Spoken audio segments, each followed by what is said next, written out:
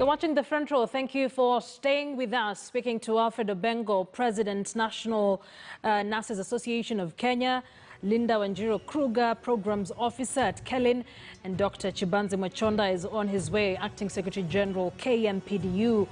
And let's take a look at what are some of your thoughts. We asked you your thoughts on government's handling of healthcare. And of course, we mean both the national government and county governments as well. What are some of the key things you can talk about? Ndungwa Inaina says, all responsible and sensible governments in the world have been pulling all stops to effectively and efficiently respond to the health, social and economic impact of COVID-19. Horribly, in Kenya, the government is disingenuously, okay, I've lost that, but he makes his point, the government is disingenuously busy with empty BBI fraud. That is Ndungwa Inaina. Jacob Jeru says, think of it, the elite political class seem to have obtained vaccination against COVID-19. They seem not to care. Majority have been traveling abroad to countries that have developed a vaccine. Well, Jacob Jeru, I don't know where you get that from. Victor Peters says, what I hate hearing is NHIF's stand on not being able to foot COVID-related bills. How now? And this is a government entity. And finally, Rogers Wakole says, health matters should be a national government and not counties is when we will cope with health as Kenyans avoid this kind of health workers losing their lives in line of duty. And finally, Arap Walter says, government made of people that think boardrooms will solve the pandemic and that concrete buildings are equivalent to healthcare do not inspire confidence.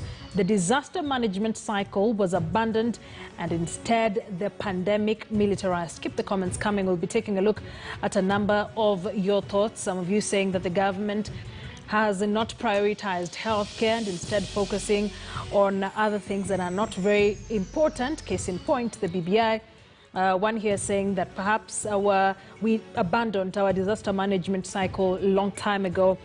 From where you sit, Linda, and because you deal a lot with patients' rights, and when we hear that healthcare workers are going on strike, when we hear that nurses have gone on strike, doctors are threatening to go on strike, clinical workers are saying they're going on strike, what are the far-reaching effects to the ordinary Kenyan as far as their rights to access healthcare are concerned?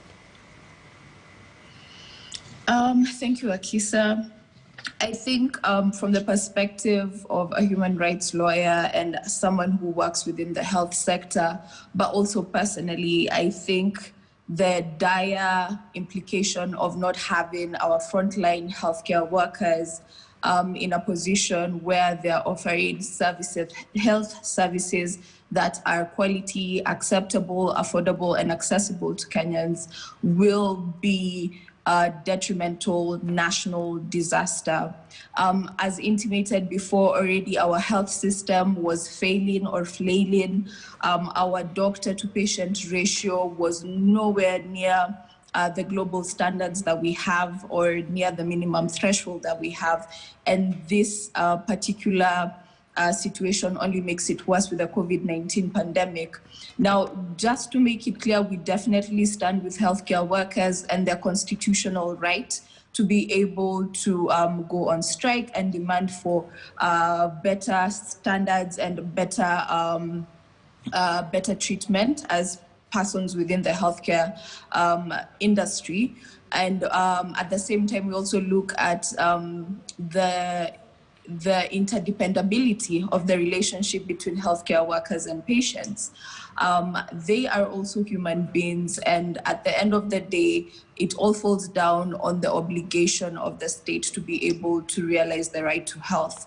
So aside from being able to put infrastructure in place, they are also supposed to be able to cater to us having good doctors, good nurses, good clinical officers who are well trained, who are working in an environment that allows them to perform to the highest standard that they are able to, and to offer quality service to Kenyans of all walks and all races. Now, without the interdependability of these various actors within the health sector, then it means at the end of the day, we are a nation that will suffer significantly when it comes to enjoying the right to health, and obviously to be able to mark whether the state is reaching its markers when it comes to the right realization to the right to health. When we boil down to situations where we've seen the system fail us, most recently we talk about the lady who gave birth in front of a public hospital. That speaks to a larger systemic issue. If we're talking about the COVID-19 pandemic, we've already seen a number of cases that have been taken to court where the system is not working right for the patients themselves, the users. And now we are at the front line of highlighting that our healthcare workers are now dying because they are not working in a safe environment for them. So if it's not safe for the healthcare workers, it definitely is not safe for Kenyans or patients or users who are able to access these facilities in the hope of receiving treatment. If we were to take stock of where we were when we did the assessment in April and May, to date, when we're towards the end of 2020, I think the numbers still stand dismally as they are for both the patients and our doctors, our healthcare workers. Right. So then we're basically saying that the government has failed its citizens as far as ensuring their right to access proper healthcare services is concerned. Is that what you're saying? Yes, that is what we're saying. The state, the government of Kenya, both national, both county, have failed in their various mandates. We know that health became a devolved function with the onset of the Constitution, where primary healthcare came to the county governments. However, within the pandemic, the ball falls solely within national government to be able to take the lead and ensure that the country is led towards managing and preventing the spread of this pandemic. Right. Thus far, they have failed. Right. Alfredo Bengo, you say you share, you resonate with some of the demands that doctors have made, and in fact, it's really pretty shareable among all healthcare workers. So what next for nurses? Yesterday on a TV show, Kenya National Union of Nurses Secretary General Seth Panyako said that perhaps on Monday they might be issuing a strike notice. Are we thinking along the same lines? For us as a professional association, we are not a trade union. The Kenya National Union of Nurses represent our labor issues, and whatever statement they'll give, our people will abide by that statement. But even as we go back to the issue of the CS saying that life is precious, every life is precious, we can't agree more than that. But you find a situation whereby we are at war with an invisible enemy. The president keeps on reminding us about the invisible enemy, even the CS himself. But if you just do some comparative analysis of how we handle our other forces when we are fighting our enemies, and now how we are handling the health workers, it's totally, totally pathetic. By the time you are taking an armed force, personnel, to Somali to fight Al-Shabaab, usually you've taken care of their families, their insurance packages are well taken care of, their incentives are well taken care of, even before they leave the country. Here's a situation where we as the frontline warriors, we are not saying that our lives are most precious than the others, but we are more at risk even if you do the basic risk assessment. We are more at risk than anyone else. That is why we are donning those protective gears that look like we are going to the moon, and they are very uncomfortable. So once you don't take care of these people in a special way, what are you telling them? That you are just like any other person there in the market. And yet you are calling them the front line. And I usually say that we are not just the frontline warriors. We are the last and the first and the last line of defense for this disease. So we need that kind of scientific, that kind of professional, technical approach by both the national and the county governments. You know, imagine a situation whereby a health worker is working within the clinical environment, exposed to all those manner of risk, and yet deep down, back in his mind, he's not guaranteed that if he suffers the same ailment, he will get a decent kind of care. That is the kind of frustrations that we are exposing our health workers to the extent that I've received phone calls of even bodies being detained, of how health workers being detained after treatment, that they cannot pay the bills. What kind of uncivilized society are we building? That you have the first line warrior who is treating the same disease to recovery, yet when he or she get the same ailment, cannot get a decent treatment, cannot get the services, to the extent that you're going to detain him or her for lack of funds to pay the bills. I think those are the things that are really raising emotions amongst the health workers, which is quite justified. You employ employees on contract basis, like people, like casual laborers doing amjengo. I mean, and those are people who are taking care of the lives of the people. I think these are issues that we need to address very, very seriously. We cannot employ a health worker, a professional nurse, and pay him 20,000 per month. I mean, where in the world is that happening? And then you expect quality health care. We are seeing a situation whereby, for the political class, there's this kind of mindset that when they are okay, everyone is okay. We are not okay, we are telling them that. If they are okay, we are not okay. Akisa.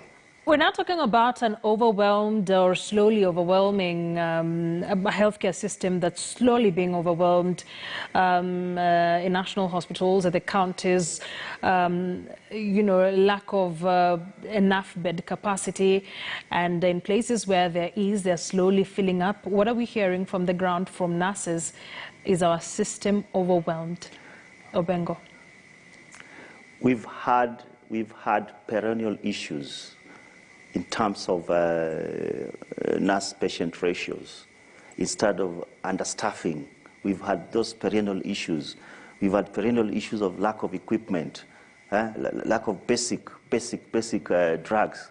So these are issues that we've sung to the extent that when we had the president giving us the welfare package, and part of the welfare package was supposed to employ more health workers, more nurses into the system. I don't know which county has done that. Well, the CS, and quickly, sorry to cut you short, the CS, and I interviewed him just the other day, said that they indeed employed more health workers. Did this happen? Do you have any knowledge of this? For us, they should give us the numbers, and most importantly, they should tell us the employment package. And they should also tell us, what kind of terms of employment are they engaging those people? Because if you engage them also in employment terms that are not actually commensurate to the work that they do, to us it's like you are just employing casual laborers. So let us also have the statistics of the health workers that have been employed, and also the terms of employment that they have been employed under. We want to know that within that term of employment, are they guaranteed of being taken care of their health when they are sick, which is not happening now. You have health workers who are being employed and they cannot even subscribe to NHIF because of their nature of contract. So those are the things that we are saying that we must take very, very seriously. And I'm not saying these things out of the moon. These are the things that the issues that we've generated from our people who are on the ground. So at the end of the day, we want to see a more serious government that is able to address the plight of the health workers very, very, very, very, very seriously. Linda, have there been any cases that perhaps you're handling from your end, petitions in court relating to COVID-19, and especially from ordinary Kenyans? What are we dealing with from your end, legally speaking? Indeed, we have quite a number of petitions alongside other civil society partners working on health and governance in front of court, specifically the Constitutional Division. And these are cases to do or were filed in hindsight with regard to how isolation and detention of patients in facilities once suspected or even confirmed of having been infected by the COVID-19 pandemic. So we have a number of those cases challenging the manner in which the COVID-19 pandemic was handled, and specifically when it comes to a pandemic, as we know within our Public Health Act, there are certain things that should have been waived from the onset, such as fees, hospital fees. I agree with what Alfred is highlighting, that this was a very vague area in the months with the advent of the pandemic, and within some areas this remains still an issue where you have ordinary citizens being charged for being isolated within public health facilities, whilst this should be the case on the ground. So these are very live issues, these are very accurate issues that Alfred is raising, and quite clearly they are applicable to you, whether you are the patient or the user, or whether you are the healthcare provider. As time and time again, many people have highlighted, including our government officials, that the pandemic does not choose, and this is very true. So if we have our frontline workers also at risk of being infected by the pandemic because of the environment that they have, they are forced to work in, then this is a clear violation of their rights as human beings. A lot more comments coming in on our platforms, and I'd quickly like to go through them. Remember, I'd mentioned earlier, we were supposed to speak to Dr. Chibanzi Mwachonda. Mombasa Road is a mess now. He's still on his way here, the Acting Secretary General of KMPDU. And if we get hold of him, he'll be able to speak to us as well. But let's quickly take a look at a number of things Kenyans are saying on our social media platforms. Confraternity of Patients on Twitter says the government has an obligation to protect her citizens. The citizens have the responsibility to take on personal safety and that of those in the environment. It's time the government empowered Mwananchi. Ndungu Wainaina once again says Kenya is paying a heavy price both in terms of socio-economic fortunes and the virus's spread. The incoherent and often rapidly shifting strategies and poor communicated policies at the national level are a reflection of afterthought and catching up a phenomenon. And I'd want Obengo to take note of that. I'd like you to speak to us on that. The afterthought and catching up phenomenon. Is this really what we are doing in our strategy here to combat COVID-19? Mercy on Twitter says the government is not sincere in service delivery in the healthcare sector. There's lack of drugs in hospitals, and when you talk about NHIF, why am I even contributing if it won't help me at this time? Why prioritize BBI at the expense of health? Shadrach Mbithi Thomas says the government should provide adequate healthcare facilities in hospitals and ensure NHIF cover is able to cater for COVID-19 patients. And on Instagram, Namendwa Kuboka Leach says the government has failed to address and plan for the health of Kenyans. Seriously, it does not learn lessons, falls way short of recommended standards. It appears it is not failing to plan, but planning to fail. Keep the comments coming. I'll be sampling a number of them as we continue with that conversation. Obengo, do you share thoughts with Ndungu Wainaina there? From when he talks about the aspect that the government is playing catch-up, that the government is failing to prioritize, and perhaps we are at a place now, I'm trying to get hold of the tweet so I read the exact thing that Ndungu is talking about, that it's a reflection of afterthought and catching up phenomenon. When I spoke to the CS, and we'll be seeing a bite shortly, he said that they have enhanced the strategy in combating COVID-19 holistically. From where you sit and as healthcare workers, do you feel that the government has the right strategy in dealing with this pandemic? Akisa, some issues are just laughable. And I want to underline that issue of an afterthought. Because we have a government which is also always reacting to situations. We have not seen any proactive strategies from their side. That is demonstrated by how the pronouncement that you hear when they are reacting to even the statements from our trade unions. Because these issues that the trade unions are raising have been there on their desk. And you wonder, if they look at them or they just shove them to some shelves somewhere. So the afterthought issue is very, very grave, and it's very, very real. Because if the government was responsive to our issues, we would not be making this kind of noise. And do you think, Akisa, actually, we like making noise? We don't like making noise. We belong to the clinical environment. We belong to the environment where we are saving lives. And we love our jobs, and we love Kenyans. But for us to perform our duties to expectations of the Kenyans, and also to what we've learned in school, that clinical environment must be conducive. We must have a motivated staff. We must have a motivated healthcare personnel. We don't, a situation like this today, where we are fighting an invisible enemy, that you can delay salaries for health workers for 5 months. I mean, who does that? Where does it happen? Maybe probably in Kenya. So that's why we are saying that the casual approach of the county and the national government must stop. And let me tell you, the other day we lost a honorable member of parliament. May God rest his soul in eternal peace. Right. And what happened? They were saying that if the facility, the nearest facility where he was, had an oxygen facility, we could have saved the life of that MP.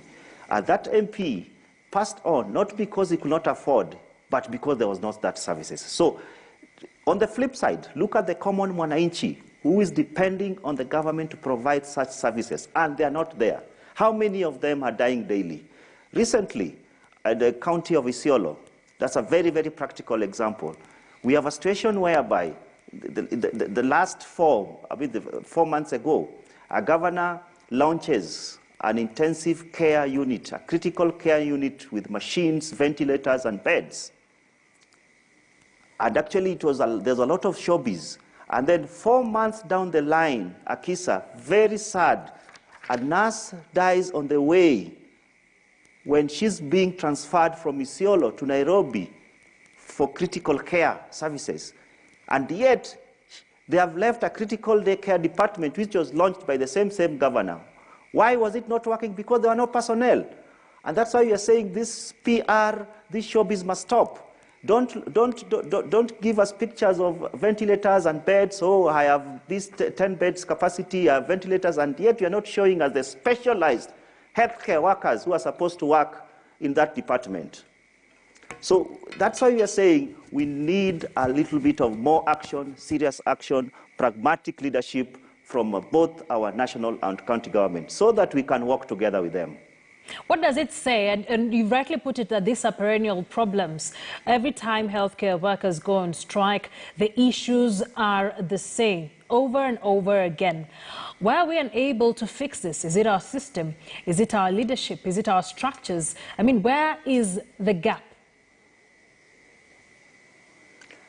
I think the health sector has been more of in shambles since we effected devolution. Actually, developing health at the speed at which it was done was not prudent, because the requisite infrastructure has not been put in place to absorb the healthcare system within the country governments. And this has led to a chaotic healthcare system and service delivery to our countrymen and women. And that's why we are saying, and that situation has never been better up to today, because what the county governments have concentrated on in terms of building the health system is to build the physical infrastructure, to the extent that we have very nice painted buildings, but they have not yet given any thought, any scientific thought, any technical thought, any professional thought to the plight of the personnel who are supposed to work in those buildings. A hospital, a healthcare facility is not the building. Our healthcare facility is the health personnel, the workforce who are working in that hospital. And that is what has been forgotten by the county governments. And to that extent, that's why we are saying that the panacea to the chaotic healthcare system that we're having today in the county governments, it's reverting back the human resource management component within the healthcare system back to the national government through a constitutional health service commission. These are issues that we are willing to sit with the political class and actually bring them to forth. And that's why we are saying that even within the political class, the priorities are not right. Because if you are reforming the country through a constitutional process, why is healthcare being relegated to the periphery? Because you are telling us about, you're talking about, they're calling shared prosperity. I mean, shared prosperity should be about the health of Kenyans. How are they going to prosper when they're sick? So let us sit together and see and handle the real issues that are there at this time. But as of now, I think healthcare has been relegated to the periphery. Healthcare has been relegated in the periphery or to the periphery. We'll be continuing with this conversation. A lot of feedback coming in. I'll be taking a look at a number when we get back from the break, so keep them coming. Dr. Chibanzi Mwachonda is still on his way, Acting Secretary General, KMPDU. If you're unable to have him in studio in the next few, we'll speak to him on phone. It would be important to hear some of the grievances doctors have and his thoughts on what the CS said yesterday while addressing members of the press. I spoke to the CS 2 weeks ago about the strategy they have now that we are experiencing a second wave. We'll be seeing what he has to say when we get back from the break. You're watching The Front Row. Stay with us.